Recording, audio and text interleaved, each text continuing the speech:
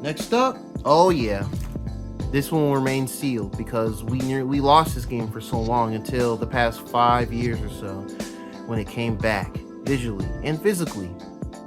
Scott Pilgrim versus the World, the game, complete edition. I think this is complete because it has the DLC characters like Knives Chow and Wallace, and I think Evil Scott, I think it was playable. But yeah, this is a beat 'em up game. This was from the Xbox 360, PS3 days. This was definitely highly regarded as one of the best beat 'em ups at that time. I think now, especially now, we're kind of in like a renaissance of beat 'em up games. This one is not. I think it still look back as good, but it's not like people are not saying it's the best thing ever as much anymore. But man, this was really cool in the early 2010s because the Scott Pilgrim movie came out. We had this game. This was amazing in college times. But yeah, Scott Pilgrim is back. Rediscovered the beloved 2D arcade style beat 'em up game inspired by the iconic comic book series and movie. Yeah, the reason why I got this sealed is because when this originally came out, it was delisted because I think originally Ubisoft published it. We never had it on PlayStation 4, Xbox One, Wii U, or anything like that. So we went a whole generation and a half without having this game back. And so I forgot how this happened. This was a highly requested limited run release too. Like, it was so highly requested. I believe on their social media they would have a thing saying, yes, we know you want Scott Pilgrim or something like that. But it did finally happen, which was a miracle. But yeah, anyway, this physical also exists for the other consoles. I have it sealed because, never again will I want to lose it. I do have it digitally though. Mighty Switch Force Collection. This is by WayForward. This is it's a collection of the 4 Mighty Switch Force games. If you had a 3DS back in the day, you should know Mighty Switch Force 1 and 2 for sure. Basically, they're 2D puzzle platformers. The first one, I forgot her name. What's the girl's name? Did they mention it on the artwork here? Officer Wagon? That's so silly. But yeah, basically, they call it Switch Force because you have to go through these levels and you have to press a button to switch the platforms going in the foreground and background. And I know this was on the 3DS. When you would do that, it would use the 3D mode, and you would see the blocks like in the foreground mode in the background. And these had really great soundtracks too. So this consists of Mighty Switch Force, the original release, Mighty Switch Force Hyperdrive Edition, which is the Wii U HD remaster of this one. Mighty Switch Force 2 is a follow-up, and instead of being like an officer trying to get like criminals or whatever, you use a big water hose. And not only do you switch the blocks in the platforming, but you have to shoot water and clear fire hazards. And then this last one is called Mighty Switch Force Academy. I actually never played that one. I think this is something to do. It's like a bigger multiplayer game, like co-op. Yeah, I gotta look more into that. But this was a cool release. I kept it sealed because these games appreciate in value. Freedom Planet. Now, if you're in the indie space and you like 2D Sonic, or if you like 2D Sonic fan games, you're probably aware of this game's history. But basically, you play as Lilac, Carol, Mila, and it's like 2D Sonic the Hedgehog and Gunstar Heroes. Like, it's really fast-paced, like combat. Like, you do run around loop-de-loops and jump high and go fast, but you also have beat 'em up aspects where you have to beat up enemies as you're going through. The bosses are pretty hectic too. I originally played this on the Wii U, so I really got this just to have it physically.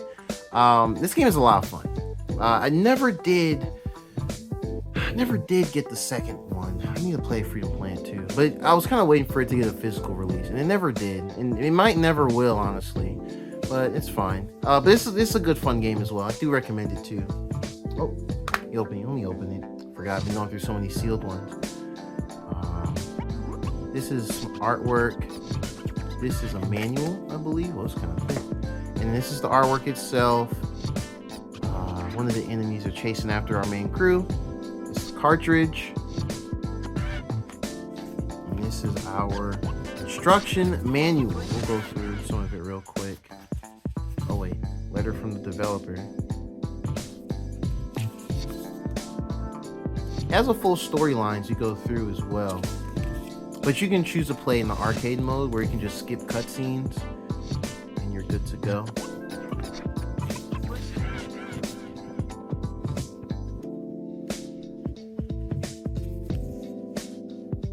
Carol T. Mila Bassett. That's right, Mila. Okay. Yep, game modes. Adventure mode. Classic mode. Yeah, classic mode is when you can just ignore the entire story and just play level per level. Items. Shields. This actually does go through everything. Yeah, enemies. It's gonna have spoilers in it. Okay, it doesn't. Okay, that's good. And then credits. Staff. Credits. Okay, so these are just credits at the end. And then notes and the artwork again. Very cool, very cool. Golf Story. Now this is an indie classic on the Switch. This is pretty much by a small team called Sidebar Games in Australia. They're an Aussie-based studio. But this game is basically a pixel art golf RPG where you do have to play golf for not just playing golf, but for golf for like solving puzzles. You can tee up anywhere in the world and just hit a golf ball and do stuff. It's a really charming game. This came out. When did this come out? This came out pretty early in the Switch's life. And I wanted to get it physically. If you were a fan of Mario Golf on the Game Boy, then this will be up your alley. Yeah. Oh, and Golf. It's like in the games universe, like arcade game of golf. They call it Golf. It's weird. So this is like a fictitious instruction manual for that game, Golf. You can play golf in the game though. It's like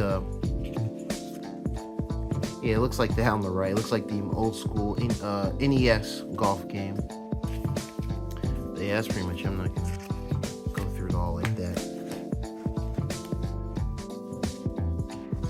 Cartridge, and that's the artwork again. Okay, oof, quite a bit. Transistor. Now, this originally was, I think, a PS4 exclusive at one point, and I played it there back then. This is a good game. It's a relatively short action RPG game. It's kind of got that isometric look.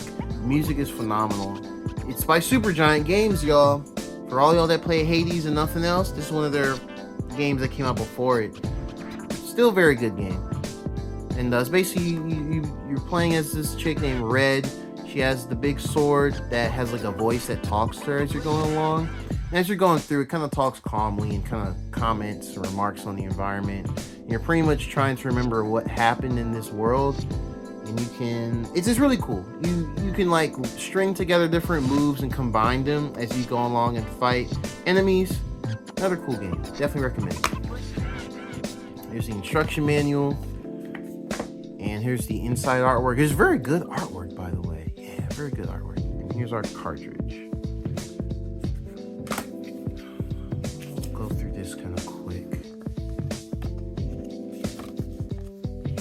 You can be anything you want in this town. Red wanted to be a star. That's right. She was a singer. She loses her voice in the game, actually. Her singing voice. Yeah, the sword is called the Transistor. Yep. This is showing a lot of the other characters. The controls. Yep, so I'm not going to go through the whole thing. I think there's some bits of spoilers in there. Snake Pass. Now we're getting to the super rare releases that I have physically. Snake Pass. This is probably most notably the first Unreal Engine 4 game on the Nintendo Switch. And it's a unique platformer. It's a 3D platformer, technically. You play this snake named Noodle. He's one of those red, white, and black snakes that people have as pets, or you see in the zoos or museums or wherever. And the gist of it is you move around like a snake. Like you have to wiggle your control stick left and right to simulate the snake moving and gliding across the ground, and use a button to lift the snake's head up, and you have to press one of the triggers to wrap around like there. You can wrap around the wooden objects and whatnot. It's a game where you have to learn to think like a snake. You literally have to learn to think like a snake to complete the levels. It's a pretty short game though. You can probably finish in like 4 or 5 hours. Maybe a little longer if you want to get all the collectibles in each world. But yeah, it's a cool game. It's an early Switch game. I definitely recommend playing it docked more than handheld. I think handheld's a little blurry, a little too blurry. Or am I the other way around? Either way, yeah, this game's old now. This game's like several years old. Another instruction booklet. Shouldn't be too much. This artwork. What is this artwork supposed to depict? Looks like concept artwork actually. But yeah, this is the cartridge. This is cool. Very cool. It's a cool little game. Not for everyone though. The controls you have to wrap your head around it. Okay, so these aren't like instruction booklets. These are more just like art booklets. So this is how they handle it. And yeah. Yep, this is how it looks in game. It's actually exactly how it looks in game. Yeah, it's a neat little game. I might revisit it on Switch too. Maybe see if it well, actually, no, probably not. Not that I don't think it's worth it, but you know, I don't think it'll get much of a different experience. Dandara, Trials of Fear Edition. This was a cool release. This was in one of the Nintendo Directs or the Indie Directs back in the day.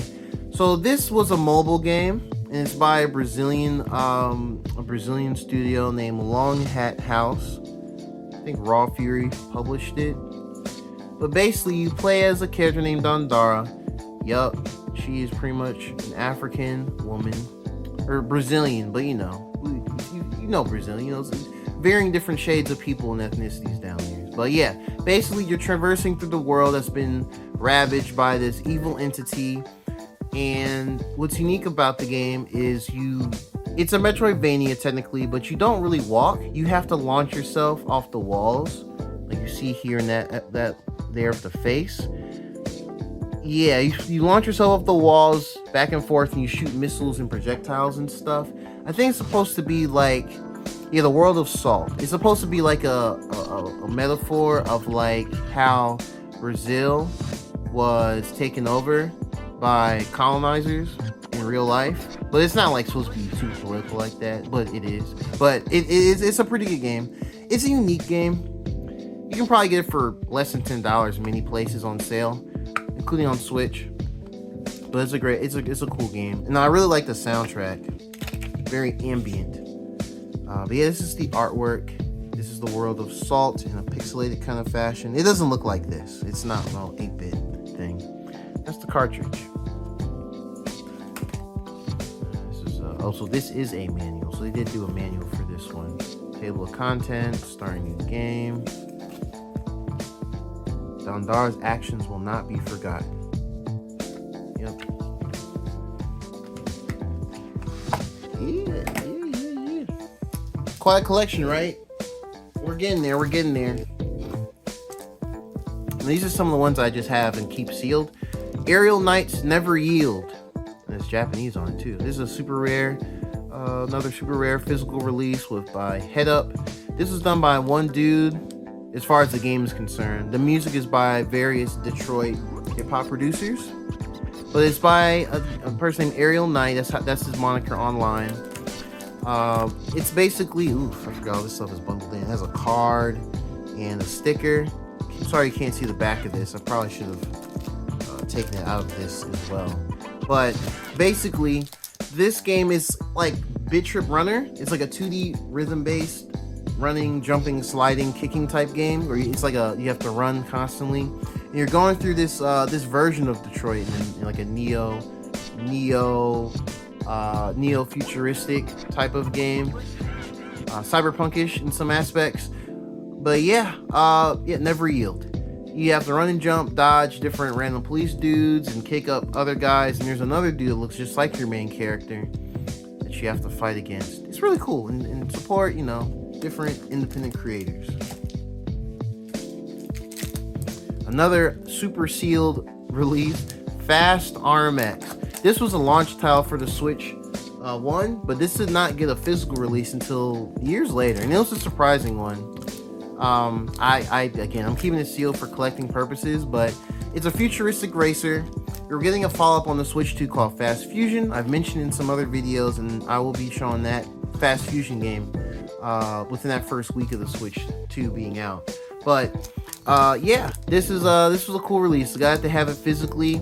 One of the best looking Switch games, and I believe it's up to 4 players who can play it. Yeah, I think it's up to 4 players. But yeah, you use these machines, you crash through them, you launch and jump.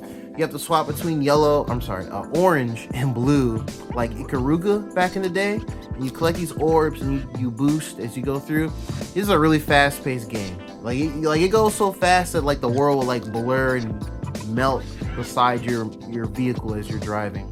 But it's really fun. I don't think this really goes on sale anymore. There's an online mode, but they patched online mode in later, and I'm pretty sure it's dead. But if you just want to get it as like a game to play just on your own and go through the Grand Prix and championship modes, time trials, it's a good one to get. Yeah, I think it's definitely a gem on the Switch, and it's probably forgotten now just because it came out so soon and didn't really get many updates afterwards. Oh yeah, Astro Chain. This is a banger. This is by Platinum Games. This is one of my favorite Switch games. Whenever I do a top 20 game list or something, this will definitely be on it. But yeah, it's an action game where you use your main character, you can be a male or a female character named Akira Howard. They're twins. Well, you can choose to be either one of them in the story, but in the story, whatever the twin you do choose, the other twin will be just like a character in cutscenes and the story plot and whatnot, and they're fully voiced.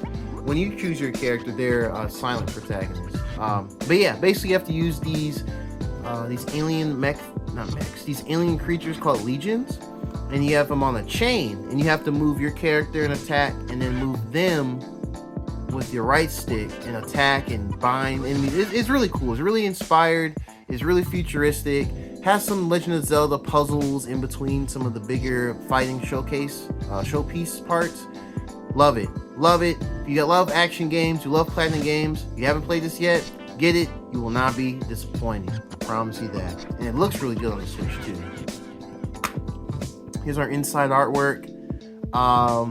These are both Akira twins. This is Akira, the male on the left with the blue, and this is Akira, female on the right with a different fit. It's red and black. I can't say that because that's a spoiler, even though they're showing it here in the artwork.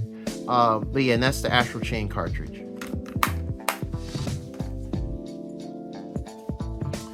The Wonderful 101. This is the remastered version with the Kickstarter release with the holographic slipcover. So we'll take that out. But this is the game itself. This is the Wii U game brought on Switch, and I believe it also released on PlayStation 4 and Steam. And you basically have to use a bunch of characters, and you link them up and create weapons, and you fight stuff. This was the last game Hideki Kamiya directed. I know it's been quite a bit of time, but yeah, this is the game. It didn't sell well on Wii U, and I'm pretty sure it didn't sell well anywhere else either.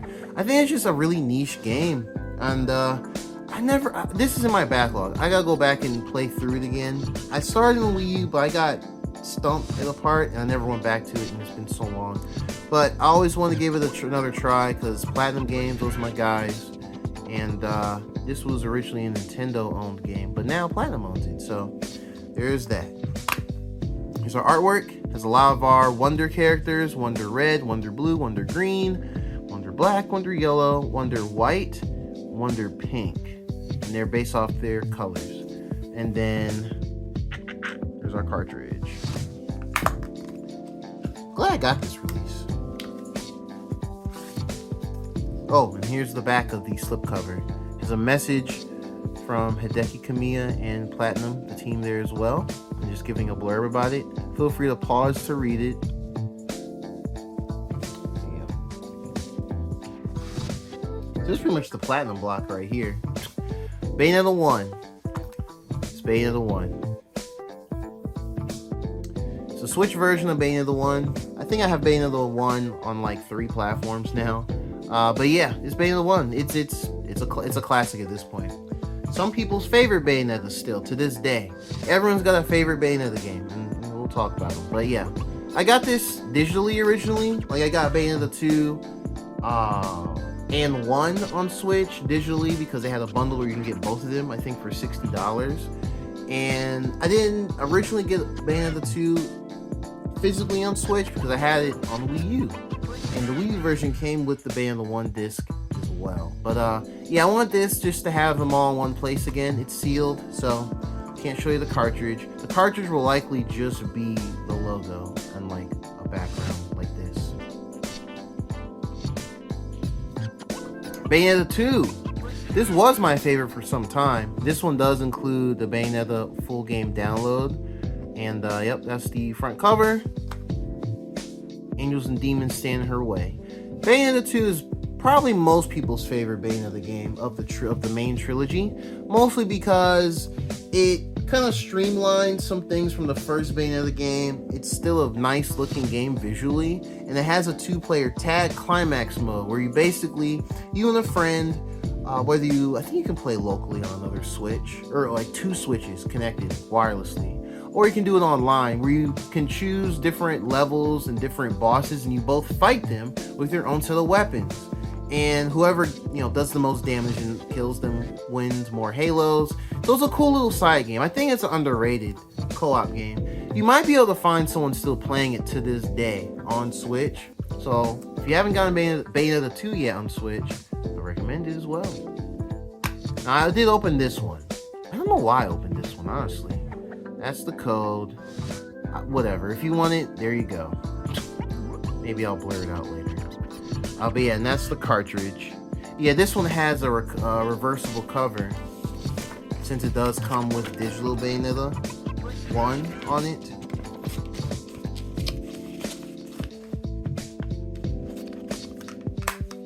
Yep, so that's how it looks. Boombot Kapow. Very cool. Very, very, very cool. Love me Bayonetta games. Probably my favorite action games. Like my favorite action game series, I would definitely say. Oh, make sure this is right. Very cool. Bayonetta 3. Bayonetta 3. Now, this game kind of divided. Well, not divided, but it's a bit controversial with how it ends.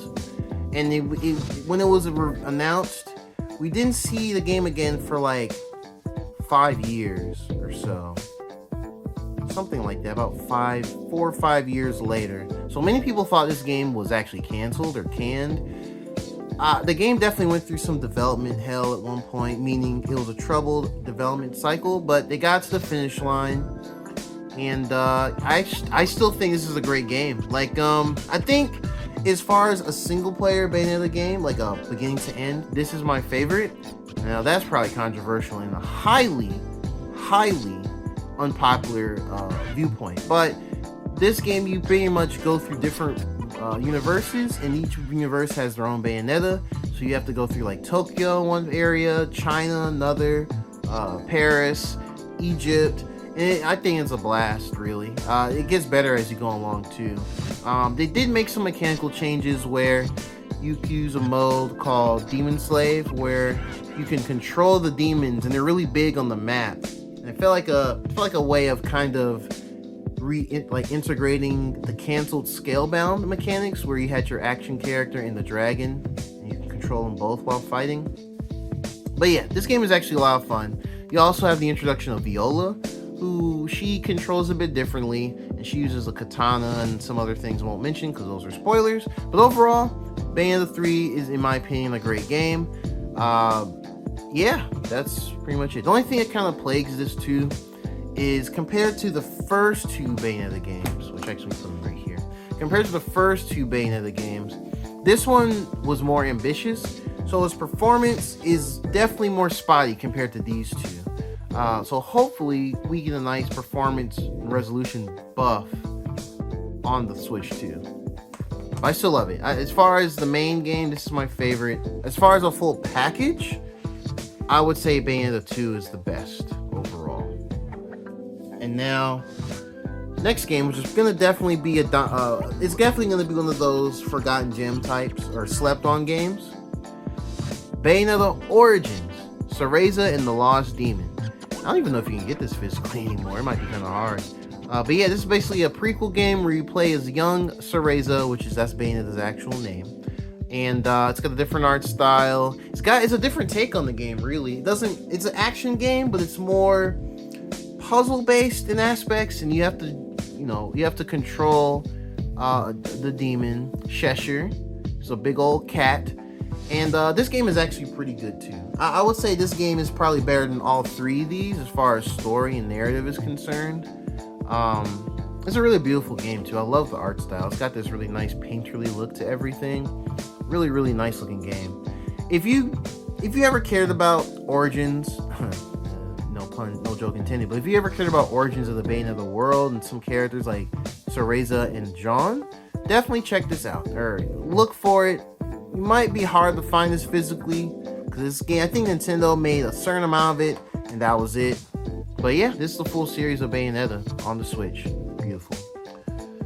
Beautiful. This game also ties into Bayonetta 3 in some aspects as well. Oh man, we have so many to go through, but we will not stop until we're done. Okay, Shantae. This is another limited run release. Now, I think here I'm gonna have some other series bunched up based off, franchise. So Shantae, this is a different version of the game based on the original on Game Boy Color. I actually played through this for the first time last year. I really like this one. It's not the best Shantae, but for what it is, it's pretty charming. It's a Metroidvania with no good map system, so you just need to memorize the screens you're running on. That did take me a bit of time to get used to, but playing it docked or in handheld, the game is great. One thing I wish they would bring back with the other Shantae games, because they're all about having these animal transformations to navigate the world and find secrets and whatnot. You would do a button combination to do her belly dances, and you can do that to teleport from map to map. But with the chiptune music from the Game Boy Color, it sounds awesome. It's really, I'm a big fan of it. But yeah, and that's why this logo is reminiscent of a Game Boy Color button. But yeah, and same with this, stylized like a Game Boy manual with limited run games on the side. So, yep, magic to the rescue. Controls. Roddy tops. Alright, cool. And that's our full artwork. This is actually a map of the full. This is the game's map. It's a big circle, and it's much longer than you think it would be. But yeah, and that's the cartridge. Shout out to Shantae. Shout out to Shantae. Shout out to Way Forward, and shout out to Limited Run Games for getting this release done. And shout out to Modern Vintage Gamer, who I believe engineered the game engine that this is running on. It's called the Retro Engine. So shout out to Modern Vintage Gamer on YouTube. Shantaes Revenge. This was the sequel to the original Shantae. I played this for the first time as well last year. This is kind of more in line with how the Shantae games are nowadays, like visually. This one was originally a Game Boy Advance release. Powder keg of high octane, hair whipping, hip shaking action. Yes, this one's a bit shorter than the first Shantae, and they took out the belly dances for transforming into the animals and for fast travel, but it's okay. It's still cool. Wait, unlockable magic mode with ultimate costume. Ah, yeah, that's right. So yeah, another Way Forward joint, and no, I'm kidding, but they always kind of do these kind of cutesy looks for the characters like Shantae, but nothing too risque, in my opinion. But yeah, this game's instruction manual. Way Forward story. Basically, it's like the name suggests. Risky's getting revenge on Shantae. That's Risky Boots. And yep, those are a bunch of the characters. That's the cartridge. Alright. This is the most recent Shantae game. This came out like a few years ago. Shantae and the 7 Sirens. And yep, they're limited run release because they love releasing WayForward's games. This game is kind of a mixture of like Shantae and the Pirate's Curse and Shantae Half Genie Hero. And yeah, it's pretty good. I would say this is probably one of the better Shantae games. It's very easy. Like, it's extremely easy. All the Shantae games are pretty easy. I kind of compare these to Kirby in a sense, where not like baby's first 2D platformer, but more like lighthearted, colorful, bubbly romps with really good, pretty catchy soundtracks too. But yeah, this one was about saving 7 sirens on an island. And you learn more about the other genies. There are other half genies as well. So this is also the return of the animal transformations, because they were gone for a bit in a couple of games. But yeah, good game. Good game. Instruction book as well. This is the artwork. What is this artwork? This is like underwater? Actually, yeah, it looks like submerged. You do go underground in some part of the game, but yeah. That's the cartridge as well.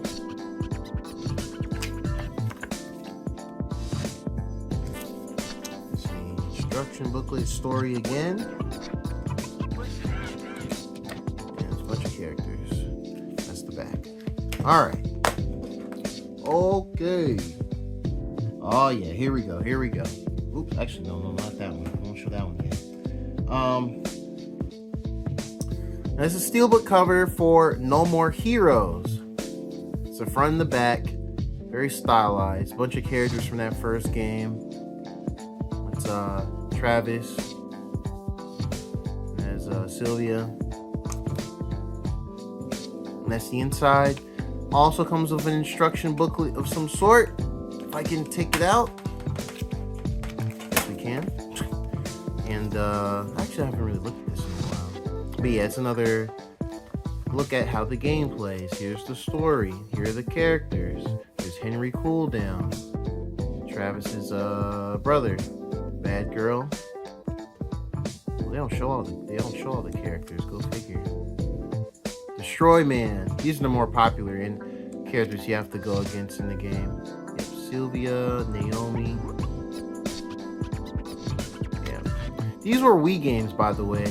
You would use the Wii remote and shake it like a sword, and that's how you do a lot of your attacks. So they're fun 3D action hack and slash games with their own kind of vibe, because it's Suda51 and Grasshopper manufacturer. They're always a unique vibe. Always a unique vibe. And that's the inside artwork again. I think it's supposed to be Sylvia on the right. Yeah, I'm pretty sure it's Sylvia. That's the cartridge. Alright, so we'll put these on the side here because it's another series we're going through. I didn't do that for Shantae games, my bad. No More Heroes 2, Desperate Struggle. This was my favorite for a bit of time because you can use those 2 dual lightsabers. They call them Rose Nasty. You know, there's Sylvia there of the trench coat. It's like a year or two after the first game. Shinobu Jacobs, one of the best black heroines in gaming, in my opinion. She's a samurai, and that's Sylvia again. Very suggestive games, by the way. These are mature games, but this is this game's instruction booklet. Yep, there's Sylvia again. There's Travis Touchdown again. Yep, 3 years after the first game. And you have to go through it again, fight other assassins. Kimmy Howell, Nathan Copeland. Oh, they're actually showing all of them this time. Alice Twilight, that boss was tough back in the day. Matt Helms, Destroy Man. Oh yeah, Destroy Man again. Skelter Helter, aka Vincent. It's concept art. It's Alice Twilight again. Okay, so it doesn't show everybody. It shows, I think, the first half roughly. And this is Kenny Howell again. Yep. And this is the inside of the steelbook case. It's the flag of the town that this all happens in, called Santa Destroy. And that is the cartridge.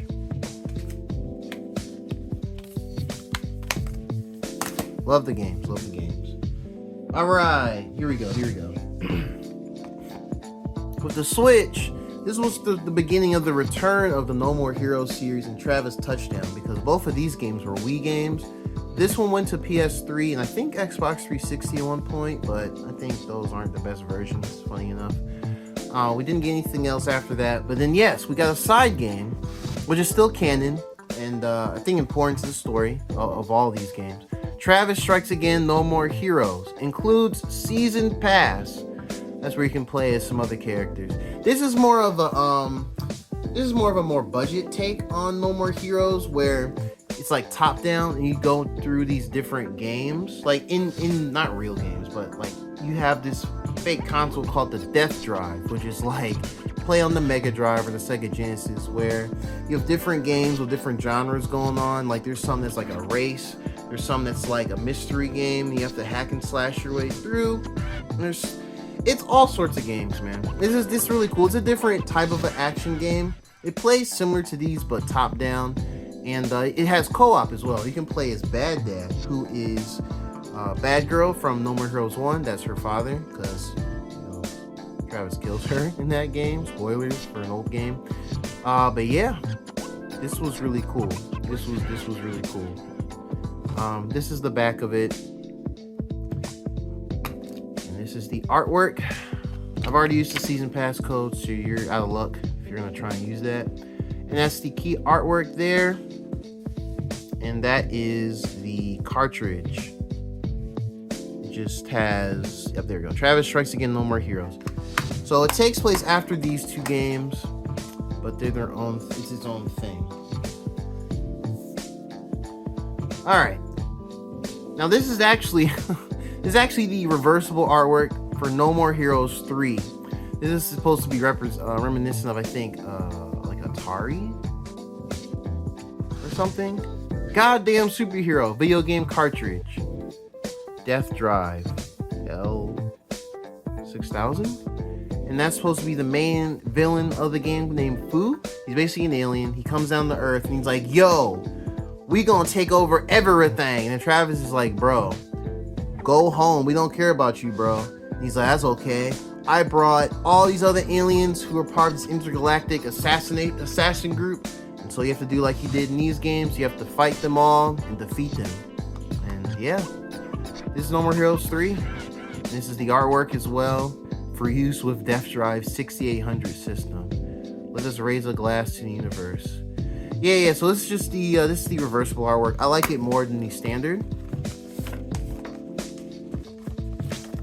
Actually, I'll probably keep it as a standard for right now.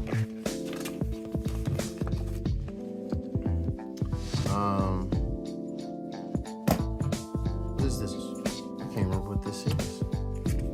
What is this? Bonus in-game t-shirt included. Did I redeem this? I don't remember.